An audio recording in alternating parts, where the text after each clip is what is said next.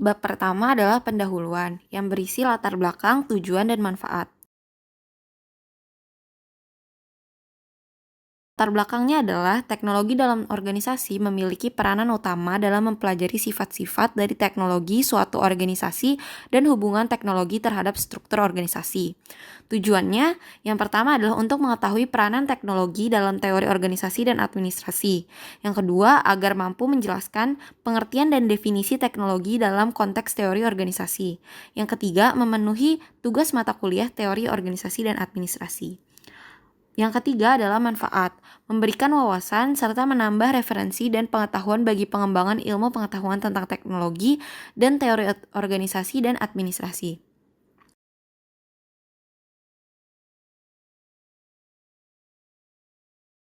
Bab 2 ada pembahasan. Yang pertama ada rumusan teknologi. Para ahli organisasi menggunakan istilah teknologi secara sangat umum. Apapun sarana atau perangkat yang diperlukan organisasi dalam menjalankan aktivitasnya, maka hal tersebut dapat dikategorikan sebagai teknologi organisasi.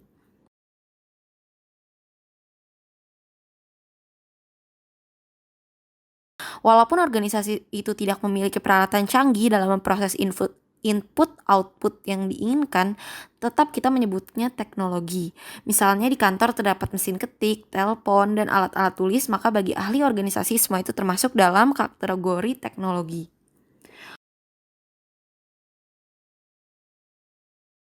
Unsur teknologi sendiri secara umum dapat dibedakan menjadi 3 unsur, yaitu yang pertama benda-benda atau objek-objek fisik yang meliputi bahan-bahan, peralatan, dan sarana-sarana yang diperlukan untuk melakukan produksi. Yang kedua adalah aktivitas atau proses yang digunakan sebagai metode produksi. Yang ketiga atau yang terakhir adalah pengetahuan yang dibutuhkan untuk mengembangkan dan mengoperasikan peralatan, sarana produksi, atau metode khusus yang diperlukan untuk menghasilkan sesuatu.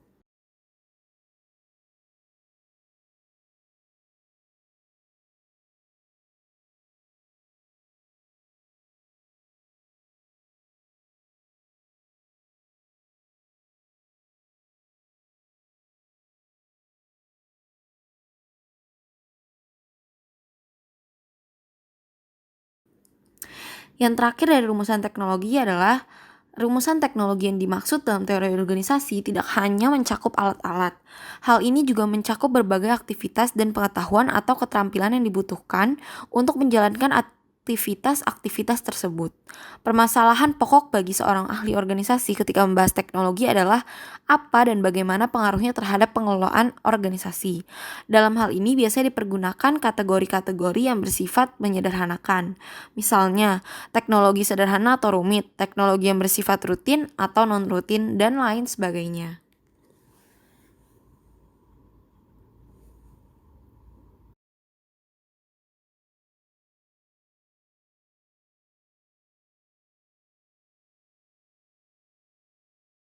Selanjutnya membahas mengenai teknologi dan struktur organisasi.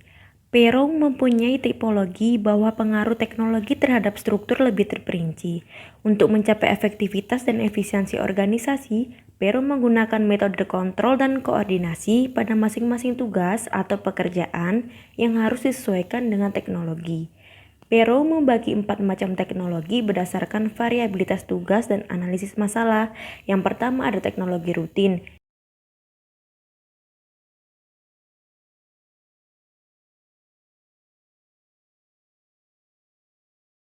Yang kedua ada teknologi non-rutin, yang ketiga ada teknologi kerajinan, dan yang keempat ada teknologi rekayasa.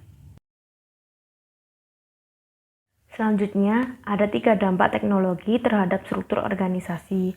Yang pertama, teknologi dan kompleksitas. Secara empiris, teknologi rutin berkorelasi positif dengan kompleksitas rendah.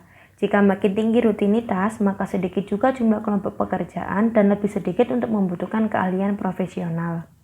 Yang kedua, teknologi dan formalisasi. Biasanya teknologi rutin tingkat formalisasinya lebih tinggi, dan sebaliknya jika teknologi non-rutin tingkat formalisasinya biasanya lebih rendah. Yang ketiga, ada teknologi dan sentralisasi. Tampak teknologi rutin berkorelasi positif dengan sentralisasi, maka formalisasi akan rendah. Dan jika sebaliknya formalisasi tinggi, maka pengaruh teknologi rutin akan lebih menurun sentralisasinya dan lebih meningkatnya desentralisasi.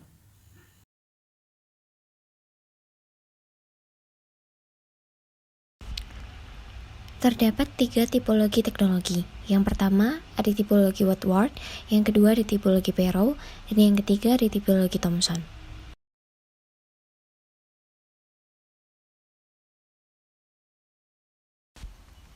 Yang pertama, tipologi Woodward. Woodward adalah ahli organisasi pertama yang melihat pengaruh teknologi terhadap organisasi.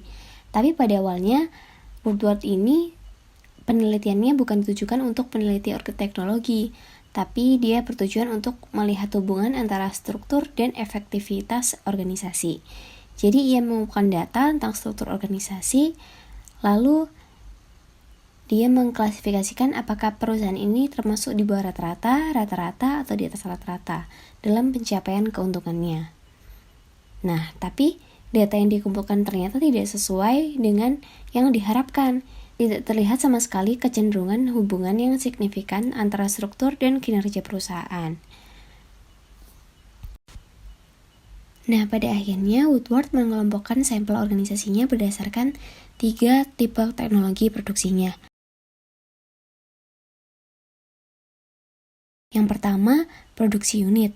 Perusahaan-perusahaan yang membuat produk secara tunggal. Contohnya, penjahit pakaian, pembuat roti, pembuat anggur, pendesain rumah, atau arsitek. Nah, yang kedua ada produksi massa. Perusahaan-perusahaan yang membuat produk dalam jumlah besar atau massal. Contohnya sangat banyak, yaitu hampir semua produsen barang konsumen. Contohnya seperti televisi, kulkas, mobil, sabun, minuman kaleng, dan seterusnya. Yang ketiga ada produksi proses. Perusahaan-perusahaan yang membuat produk-produk dengan teknik produksi bertahap. Contohnya itu ada industri penyulingan minyak, industri bahan-bahan kimia, dan perusahaan air atau PAM. Pero mendefinisikan teknologi sebagai aksi atau tindakan yang diperbuat seseorang terhadap suatu objek. Tipologi Pero sendiri terdapat 4 macam teknologi. Yang pertama, teknologi kerajinan, yang kedua teknologi rekayasa, yang ketiga teknologi rutin, dan yang keempat teknologi non-rutin. Selanjutnya ada tipologi Thomson. Nah, berbeda dengan dua lainnya, Thomson ini lebih menekankan pada tingkat ketidakpastian yang disebabkan oleh teknologi. Tingkat ketidakpastian ini mengharuskan pengambil keputusan memilih strategi tertentu dan pengaturan struktural tertentu untuk mengurangi ketidakpastian tersebut. Thomson membedakan 3 tipe teknologi, yaitu yang pertama, teknologi rantai panjang, teknologi mediasi, dan teknologi intensif.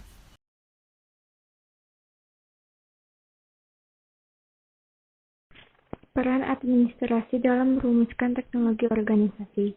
Yang pertama, ada nilai sosiokultural dan kekuasaan dalam teknologi. Pemilihan teknologi dalam perspektif modern tidak lain adalah masalah pertimbangan teknis dan rasional belaka.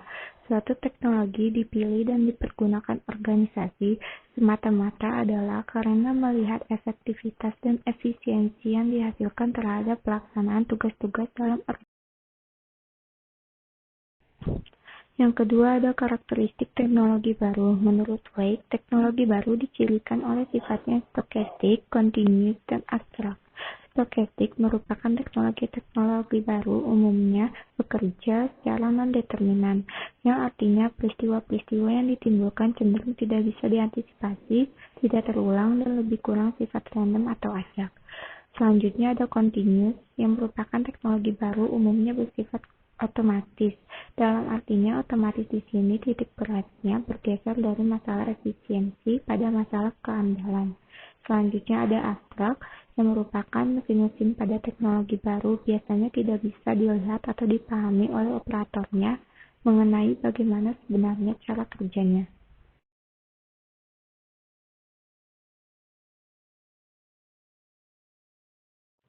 Yang ketiga ada kontrol dan teknologi informasi. Ruth Combs, David Knight, dan Hugh Wilmot memandang bahwa teknologi informasi adalah suatu bentuk kontrol manajerial dalam organisasi. Teknologi informasi juga memungkinkan apa yang disebut dengan desentralisasi semu. Artinya, pemimpin data memonitor keputusan-keputusan di level bawah dan sewaktu-waktu dapat melakukan campur tangan atau mengoreksi keputusan-keputusan yang telah didesentralisasi tersebut.